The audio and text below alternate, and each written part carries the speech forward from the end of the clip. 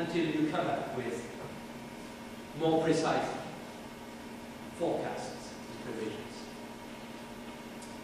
I don't think that is true. I don't think that it is true that if we do not act, it's because there is too much uncertainty. Because when there is quasi-absolute certainty, we do not act all the same. In the case of climate change, we know very well, for instance, that if the so-called BRICS, that is the countries in development, BRICS, B-R-I-C,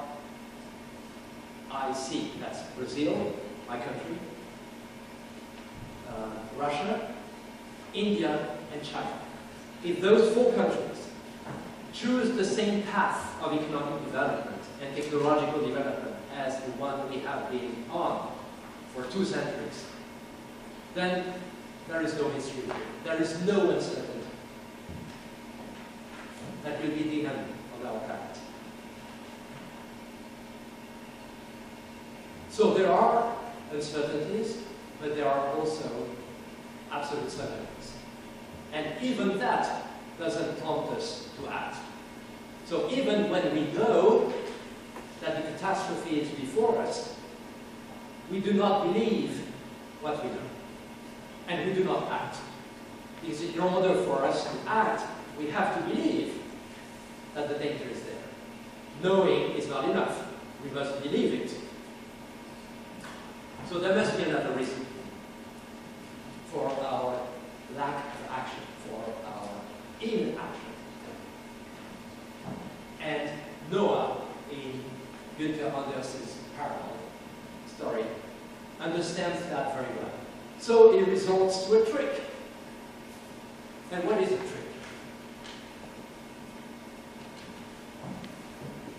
He mourns the future.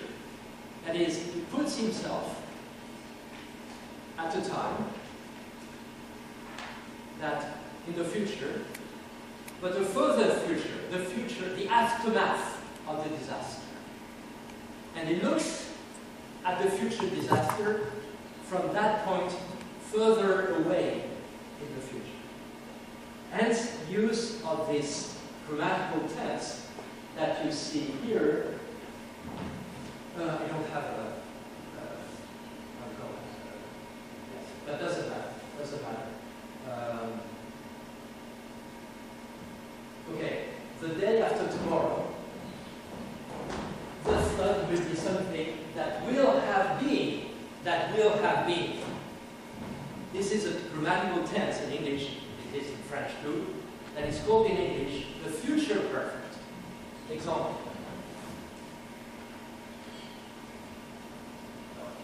Skip this.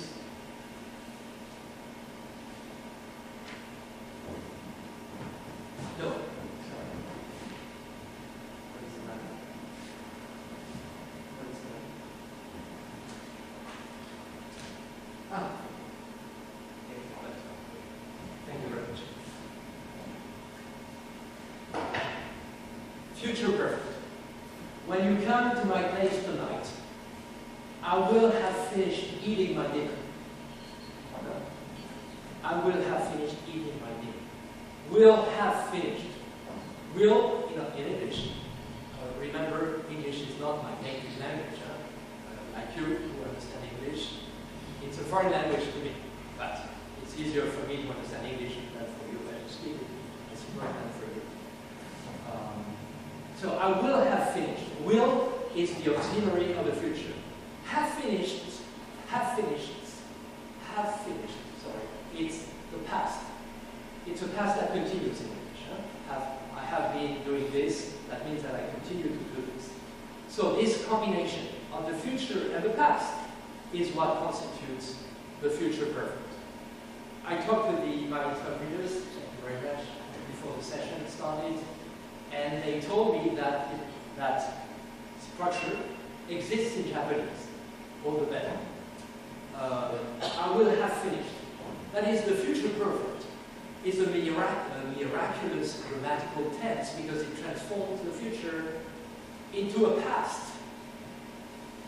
So we have here the temporal line. Yesterday, that's a past. Today, that's a present. Tomorrow, that's a future. And the day after tomorrow, that's the future further away. And the past, the future perfect, consists in talking about tomorrow from the vantage point of the day after tomorrow. So tomorrow, which was and still is a future, becomes a past. Why is this grammatical tense called future perfect in English? What is this tense? What is the perfection of this tense that the ordinary future tense doesn't have? Well, the future perfect transforms the future into a past because it puts itself from the vantage point of a point that is further away in the future. Well, the future perfect gives the future, as a grammatical tense, the properties that we ascribe usually to the past. The past has two qualities, if I can put it this way. The past is determinate and it is fixed. Determinate, that is, it is what it was, and it will ever be what it was. It is fixed. That means that there is nothing I can do now such that if I were to do it, the past would be different. Fixity and determination. That's the properties of the past. And the future perfect gives those properties, ascribes those properties to the future, to the simple future. So it's a great tense. And why does Noah resort to this grammatical tense? Because precisely people do not believe him when he tells them that the flood is coming. They do not believe him because they say, well, that's the future. The future is open, indeterminate. It's impossible to predict exactly what the future will be. Well, with the future perfect, Noah and Guitars transform the future into a past. That's not the way we think usually about the future. The way we think usually about the future, at least in the Western world, and this at least since the 17th century. I'm thinking of the German philosopher and mathematician Leibniz. We think about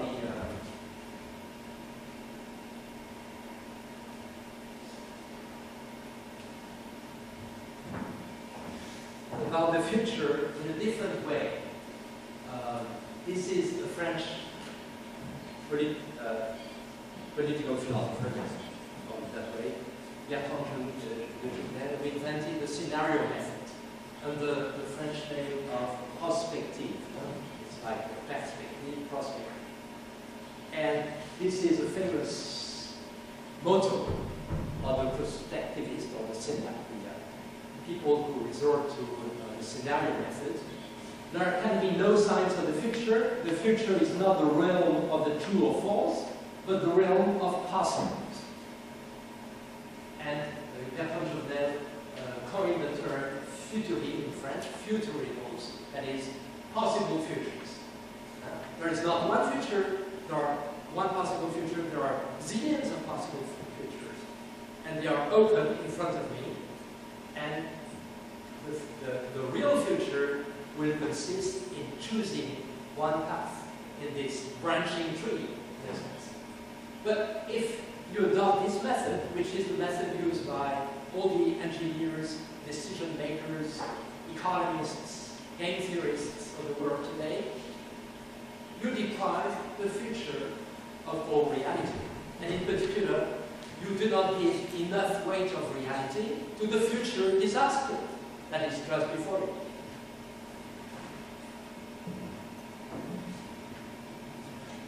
So this is how we, in general, in the West, we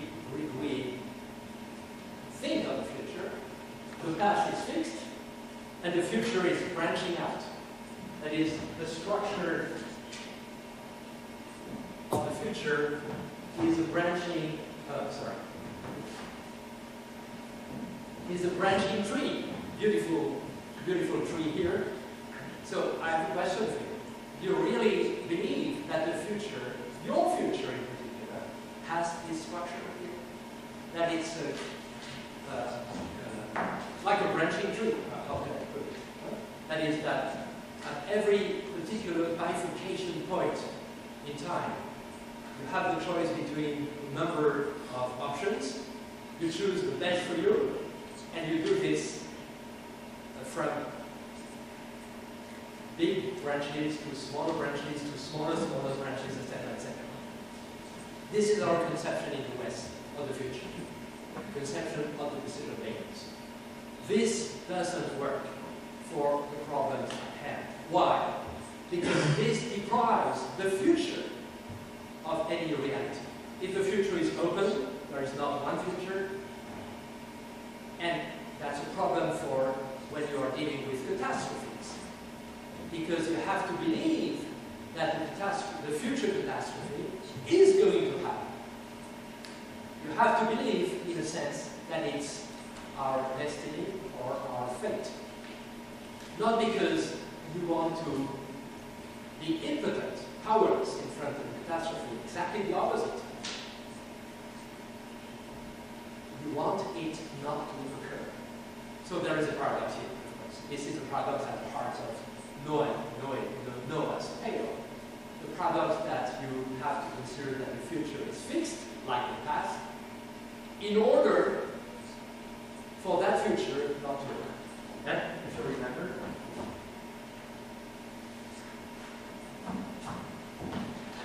This last part here.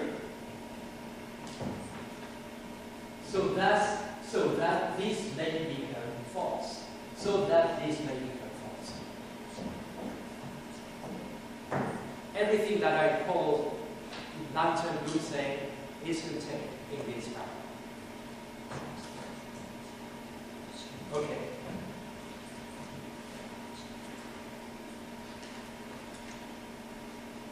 I hope that the translation is going right. All right? Good. Okay, my second part is about social justice. And I have a negative approach, as the poem said, but that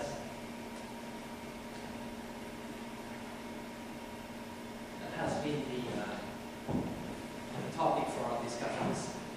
And the 2 or 3 French persons who are going to talk in a video conference tomorrow afternoon will insist on the fact, as you did, Paul, that I'm not taking the issue of justice seriously.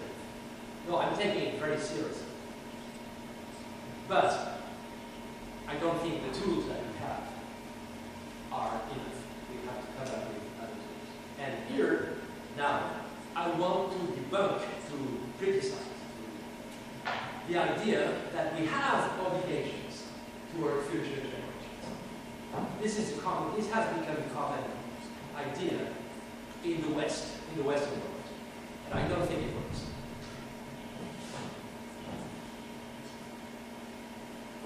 I know that you've been working a lot here on John Rawls's theory of justice. That's true? Yeah. Okay. Well, you know, I was the introducer of John Rawls's theory of justice in France. I didn't translate the book. It took 5 years to the poor translator to do the task. But I was the editor and the publisher.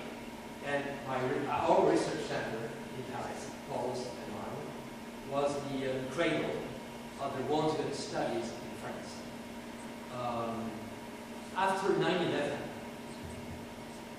after September 11th, I broke up with Rawls's ideas.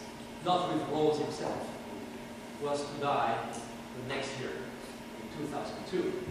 I mean, nothing, I hope so. His death has nothing to do with the fact that I didn't believe in his theory anymore.